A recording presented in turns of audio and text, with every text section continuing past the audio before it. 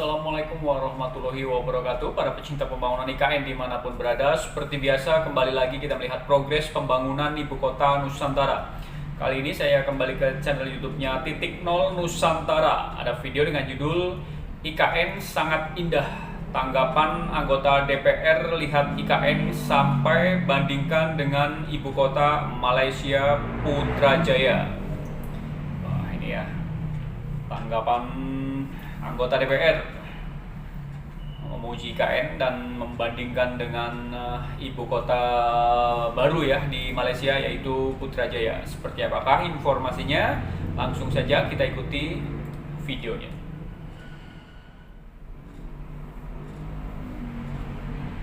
Bahwa ada pernyataan dari KSP bahwa ini nunggu 3 pilar negara bisa terbentuk semuanya seluruhnya di IKN. Tapi di sisi lain juga Menko Infrastruktur dan Pembangunan Kewilayahan, Mas Ahaye bilang juga ini kan akan jadi ibu kota politik tahun 2028. Nah, alih-alih dilabeli ibu kota politik, udah banyak bendera ya di depan istana. Pada terminologi kota pemerintahan. Oh, udah mau persiapan 17 Agustus ya. Posisi Gerindra dalam hal ini.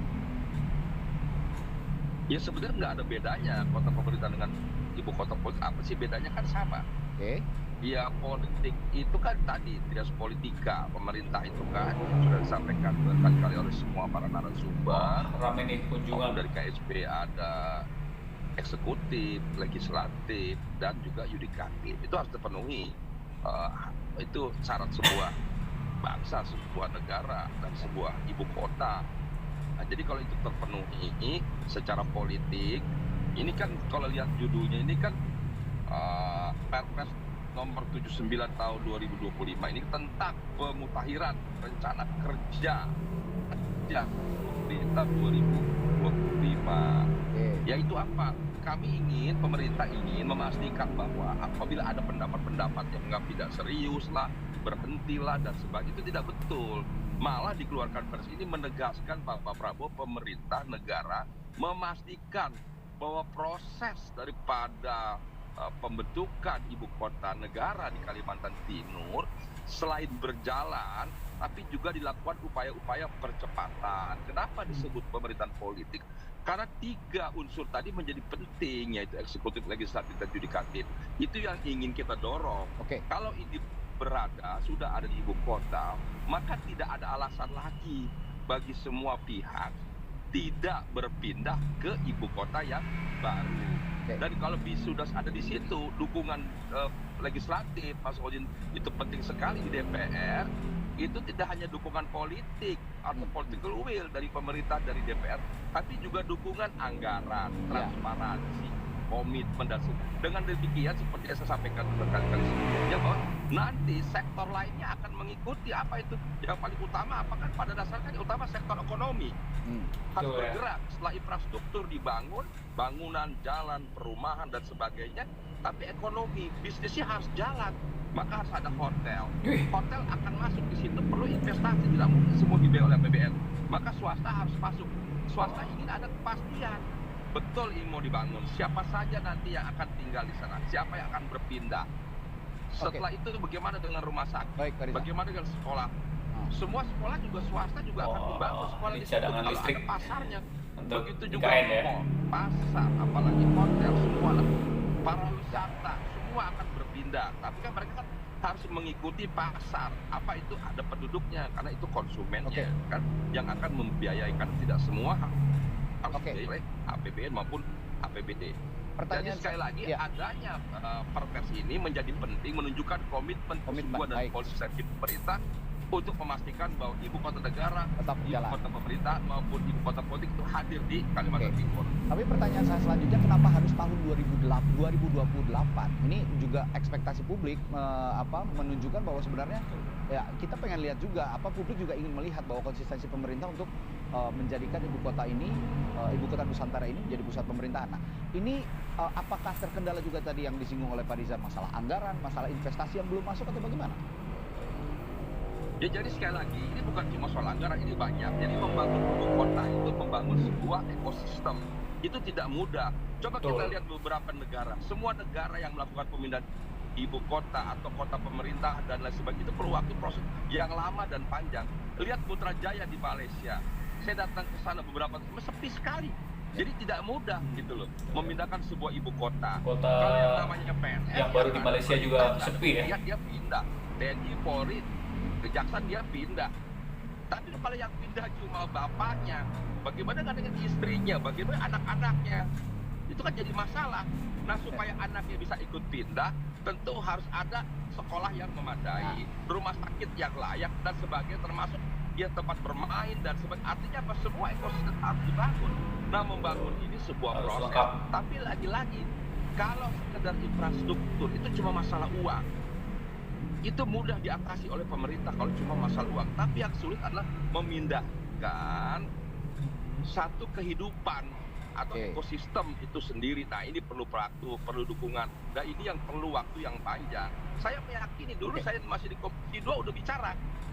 Tidak semudah itu memindahkan. Bagaimana dengan istri, anak, adik, keluarga itu harus dipikirkan. Memisahkan bapak dengan anak juga itu harus dipikirkan. Ekosistemnya tadi yang harus dibangun ya.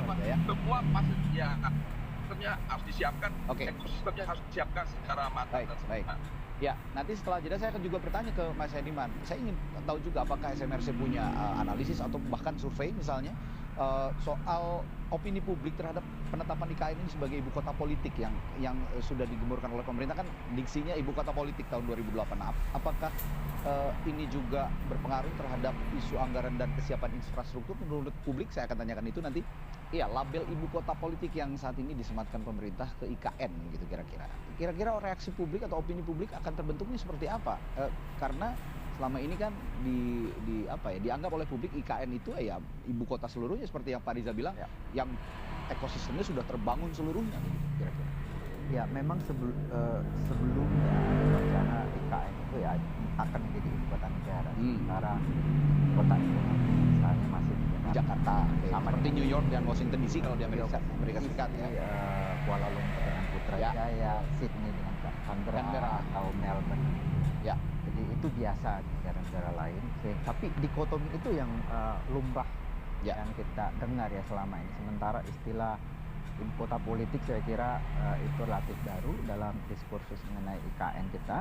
Mungkin yang perlu ditafsir di sana kenapa presiden atau pemerintah menggunakan istilah itu dibanding secara lugas menggunakan istilah ibu kota negara di tahun 2008 dan 2028, dan kita juga harus ingat bahwa ini sudah mundur berapa kali sebetulnya ya pemindahan ibu kota ya sejak Jokowi 2 kali mundur dan ini kemudian mundur lebih jauh ke 2028. Tetapi saya pikir ini menurut saya ini bisa dipahami karena membangun ibu kota seperti kata Mas Riza Patria tadi, memang ini bukan sekedar pemerintahan, bukan sekedar politik, ya politika begitu ya akan pindah di sana, tapi ini membangun satu kehidupan, satu masyarakat. Kalau kita lihat di 3 kota baru yang dibikin yang sangat terkenal ya, Washington DC, Canberra atau Putrajaya, itu kan butuh waktu. Sampai sekarang misalnya di Canberra itu sudah lebih dari 100 tahun umurnya dan masih sangat sepi. Penduduknya hanya sekitar 300 sampai 400 karakter orang. karakter kota pemerintahan orang ya, tapi ingat bahwa kota-kota ini tidak terlalu jauh dari kota lamanya. Washington DC misalnya hanya bisa ditempuh sekitar 2 sampai 3 jam dari Philadelphia kan ke Washington DC, atau dari New York hanya 4 sampai 5 jam. Putrajaya bahkan kurang dari sejam gitu ya, dia hanya bagian utara dari ini udah lintas pulau ya? Iya, ini lintas pulau, sehingga memang tidak bisa menurut saya. Ya, itu dia tadi informasinya ya. Tanggapan anggota DPR yang melihat IKN dan sempat membandingkan dengan perpindahan ibu kota Malaysia ya, Putrajaya. Dan bukan hanya Malaysia, ternyata negara-negara yang lainnya juga yang pernah memindahkan ibu kota itu bisa menjadi bahan perbandingan ya, karena tidak mudah untuk memindahkan sebuah ibu kota ya. Jadi butuh waktu yang panjang, waktu yang lama, tidak semudah membalikkan telapak tangan ya untuk memindahkan ibu kota, karena memang harus keseluruhannya dipindahkan ya, ekosistem dipindahkan. Dan alhamdulillah untuk IKN juga saat ini sudah sangat ramai, Terus pembangunan juga terus dikebut ya pengerjaannya, dan di 2028 nanti direncanakan akan segera diresmikan menjadi ibu kota politik, di mana semua sudah ada, sudah lengkap di sana, baik eksekutif, legislatif dan yudikatif. Dan untuk saat ini pembangunan tahap kedua, yudikatif dan legislatif terus dikebut dikerjakan, ditargetkan 2027 akhir sudah rampung semua, dan di 2028 diresmikan menjadi ibu kota politik. Mudah-mudahan untuk IKN ini bisa ramai ya, tidak seperti negara-negara lainnya yang memindahkan ibu kotanya, tetapi sampai saat ini masih sepi. Dan mudah-mudahan untuk IKN nantinya sukses, rame, dan menjadi ibu kota yang baru, yang menjadi percontohan di dunia juga, karena ini untuk pertama dan satu-satunya ya di dunia ini ibu kota dengan sistem forest city. Kita doakan saja semua pembangunan berjalan dengan lancar, tidak ada kendala, tidak ada masalah, dan tentunya tidak lupa juga kita selalu mendoakan buat para pekerja dan orang-orang yang bertugas di KN, semoga selalu diberi kesehatan dan keselamatan.